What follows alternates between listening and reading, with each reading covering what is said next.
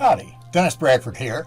Let's think some about being, feeling, and doing better. Quote, as I look back on my life, I see it as one long obstacle course, with myself as the main obstacle. End quote. Jack Parr was right, wasn't he? We're our own biggest problems. We have what's required to increase our level of consciousness, but we don't believe it. Why? We uncritically attach to false beliefs that we picked up haphazardly that keep us stuck. So, we wind up doubting ourselves and often damaging our self-esteem. Then we ignore what we should be doing and settle for incessant distractions. We become reluctant even to try to boost our levels of consciousness because we fear failing. We wind up living a termite lifestyle, believing that our lives could collapse at any moment. I'm proof of that myself. Even though I'd been a member of MENSA, held a doctorate in philosophy, and was a tenured professor teaching philosophy and humanities, my wife of 14 years dumped me for another guy and left for Florida with him. Whoa! I was emotionally devastated. It also greatly embarrassed me to have to admit that it was my own fault. For example, until then, I'd never read one single book on how to create a successful relationship. I'd arrogantly assumed that I knew it all. Not surprisingly, my consciousness level about love was much lower than it should have been. Life humbled me. I wish I'd known then the secrets I've learned since. If you've ever been, or might be, in a similar situation, here are 3 simple, effective tips for beginning to get out of your own way. First, accept 100% responsibility for your situation.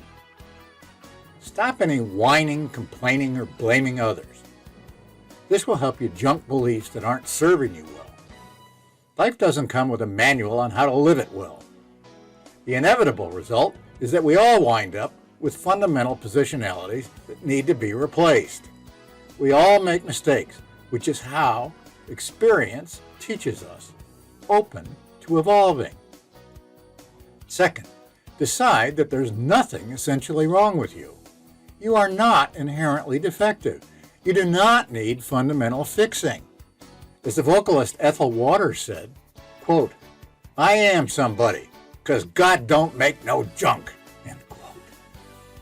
Third, understand that it's nearly certain that your fundamental attitude toward life is fear rather than love.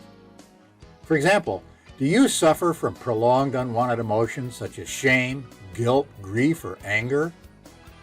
If so, the good news is that every prolonged unwanted emotion can be dissolved completely when you learn how. That's almost always the best place to begin elevating your level of consciousness. Also, those emotions all ultimately come from a fundamental attitude of fear that elevating your fundamental level of consciousness can replace with a fundamental attitude of love. Doing that replaces emotional heaviness with lightness and joy. Doing that replaces incessant seriousness with playfulness and fun. I'm a certified life coach who helps clients boost their levels of consciousness. That's my specialty. How? It's based on a simple yet profound fact. You already have everything required to be happy and live well. The real problem is that you're obstructed from realizing that. I coach people how to dissolve all those obstructions. For example, I'm able to teach you quickly, conveniently, and inexpensively the best technique for dissolving prolonged unwanted emotions.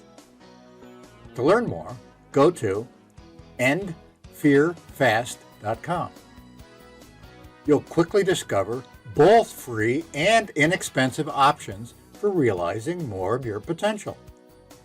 If you'd prefer more after that, I also offer a much more expensive option. Seriously, there's no good reason to wait to feel and live better. Best wishes, Dennis Bradford.